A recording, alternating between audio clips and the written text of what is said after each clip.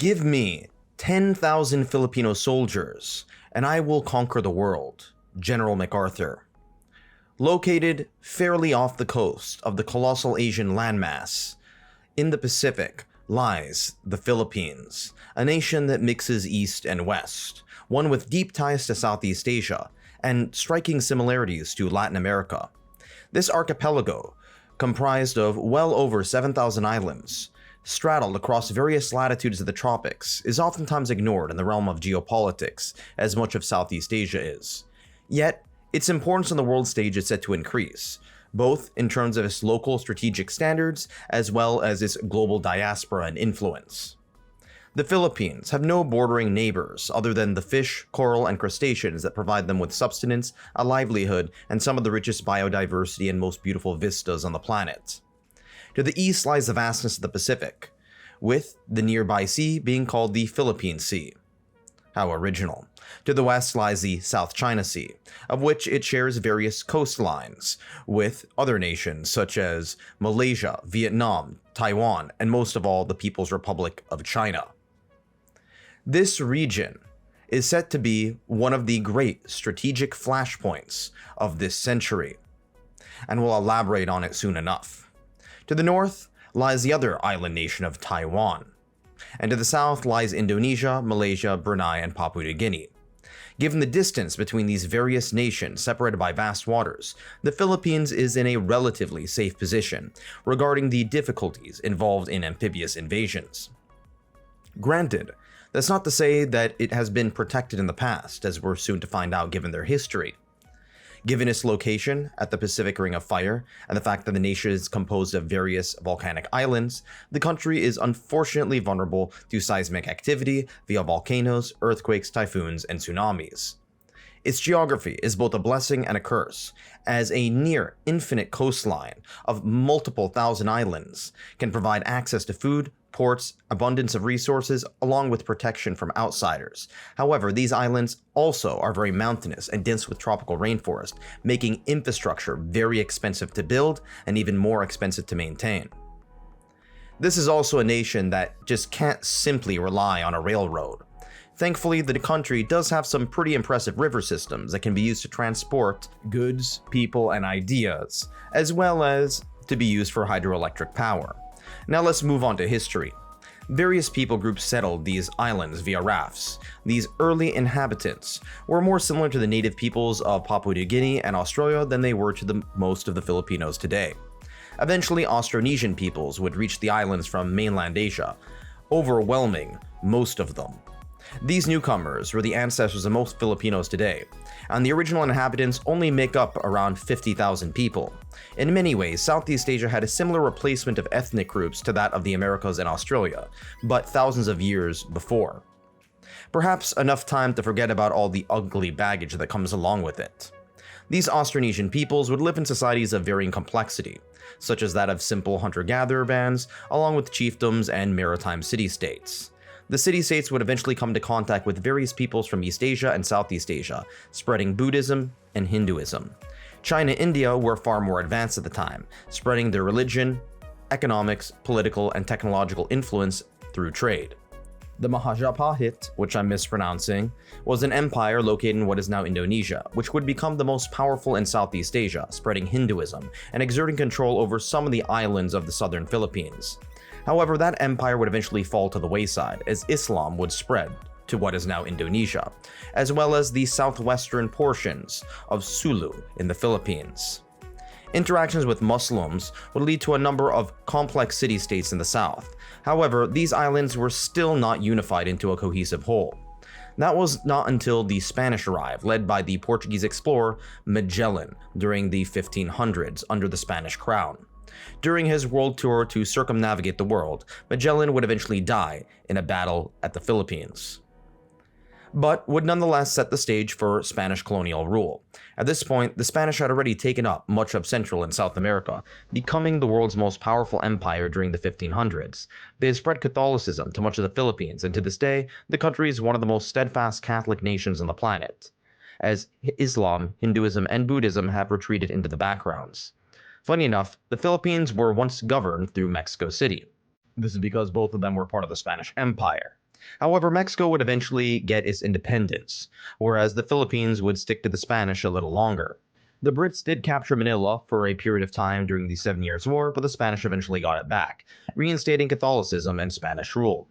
By adopting Spanish last names and becoming subjects of the Spanish Empire and converting to Catholicism, they all had a sort of shared experience amongst these vast islands. While Spanish colonialism gave a shared sense of experience, there was also a shared experience with Spanish oppression. Eventually, the Spanish American War broke out during the late 19th century between the now washed up Spanish Empire, who had already lost much of their empire in Latin America, and the up and coming United States. The US won, and the Spanish seceded Puerto Rico, Guam, and the Philippines to the Americans. The Americans, however, did not give independence to the Philippines, resulting in the brutal Philippine American War. American forces had committed various war crimes in the imperial conquest, and the war was very unpopular in the United States itself, garnering the scorn of much of the American intelligentsia, such as Mark Twain, resulting in the Anti-Imperialist League.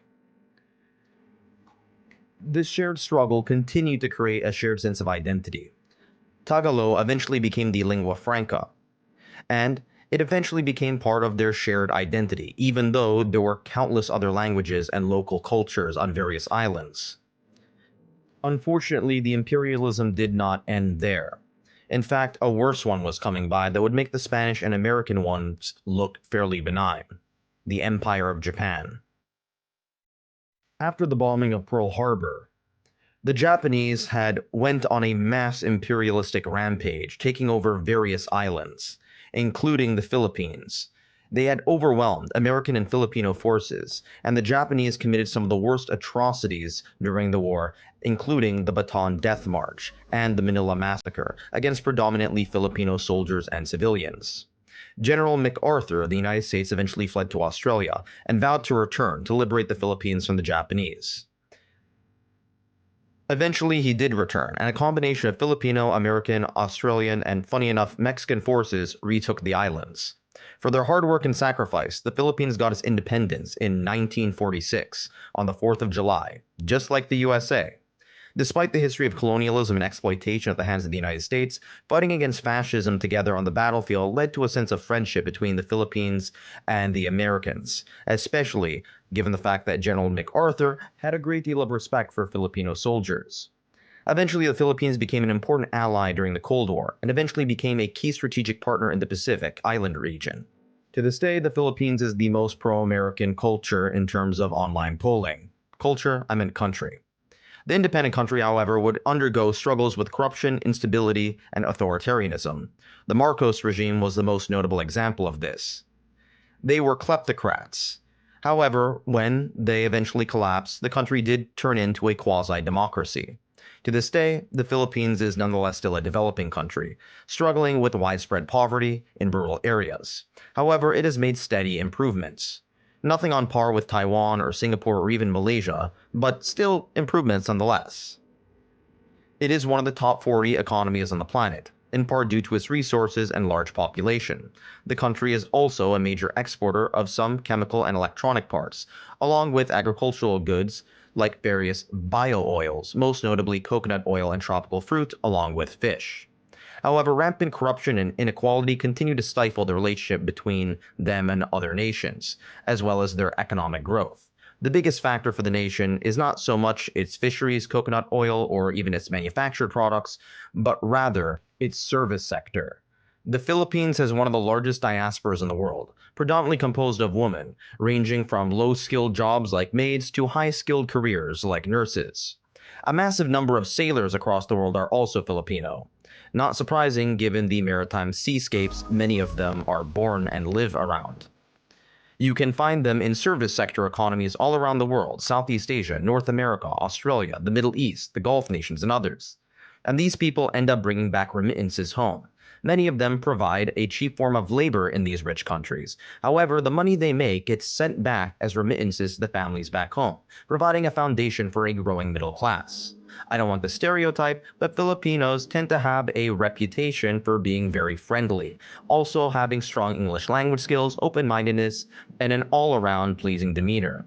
Yes, it's a stereotype, a positive stereotype, but I would say that by and large it tends to be more true than not. I've never met one who was an asshole. And speaking of friendly relations, let's talk about foreign relations. The Philippines is a major non-NATO ally.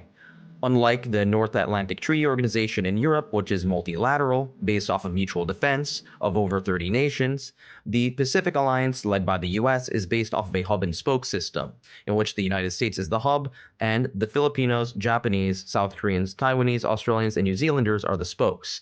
This means it's a collection of bilateral relationships between the US and other countries rather than a collective whole. Part of this is due to the fact that, for example, many Filipinos have a resentment towards Japan given Japanese war crimes during World War II, similar to the way Chinese and Koreans feel.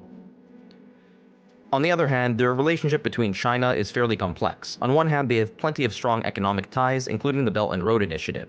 However, the Philippines is also concerned with China's influence in the South China Sea, particularly in regards to man-made islands that have led China to exerting its exclusive economic zone, encroaching onto waters, as well as moving Chinese naval vessels too close to comfort for Filipinos.